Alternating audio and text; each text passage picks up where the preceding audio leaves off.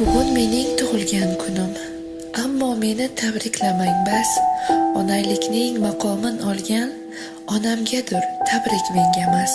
Bugun sizga tashakkurnoma aytmoq uchun dil otlanadi.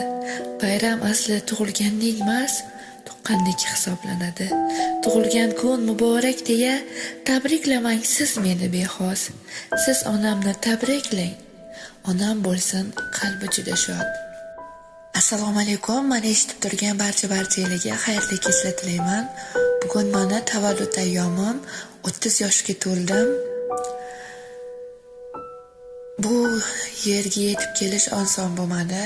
Mana shu yerga yetib kelishimga, shu darajaga erishishimga bu yo'lda meni qo'llab-quvvatlab turgan onajonimga kattadan katta rahmatlarimni aytmoqchiman.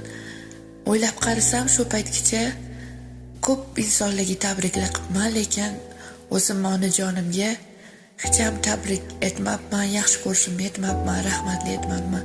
Shu sababdan bugun Dilfuzaxon onajonimga o'zimni qalbimdagi qalbimni tub-tub deyotgan samimiy tilaklarimni, rahmatlarimni bildirmoqchiman.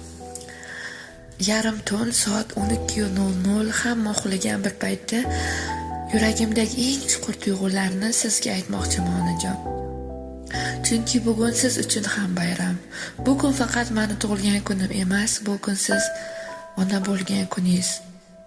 Siz azob va og'riqlarga sabr qilib, meni dunyoga keltirgan kuningizdir. Onajon, sizni rahmat bilan eslayman.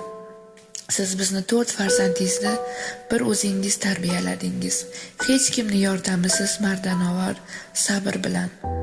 Otam hayotdan erta ketganlarida dunyo siz uchun go'yo to'xtab qolgandek bo'lganini endi tushunaman. Lekin siz taslim bo'lmadingiz. Siz yig'lab emas, Allohga duo qilib bizni sabr bilan katta qildingiz. Siz bizni hech qachon kamsitmadingiz, birovlardan kam qilmadingiz. Siz har og'riqni ichingizga yutdingiz, har dardingizni bizdan yashirdingiz. Siz bolalarim baxtli bo'lsin deb o'zingiz orzularingizdan voz kechdingiz. O'zingizni unutdingiz, lekin bizni hech qachon unutmadingiz. Sizni mehringiz bu dunyodagi eng buyuk mo'jiza. Onajon, bugun 30 yoshga to'ldim.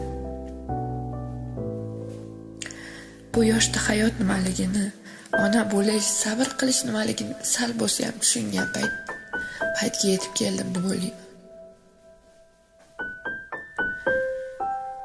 Bizani shuncha qiynalib katta qildingiz, sabr qildingiz. Yo'qchilikni ham bildirmadingiz bizga. Barchasi uchun sizga rahmat oyijon.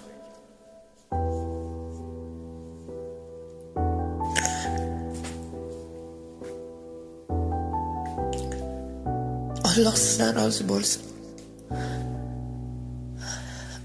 Allohim sizni mukofotlab eng buyuk Firdavs jannatlarini bersa ham bizga ketkazgan mehnatlaringiz oldida kam deb o'ylayman.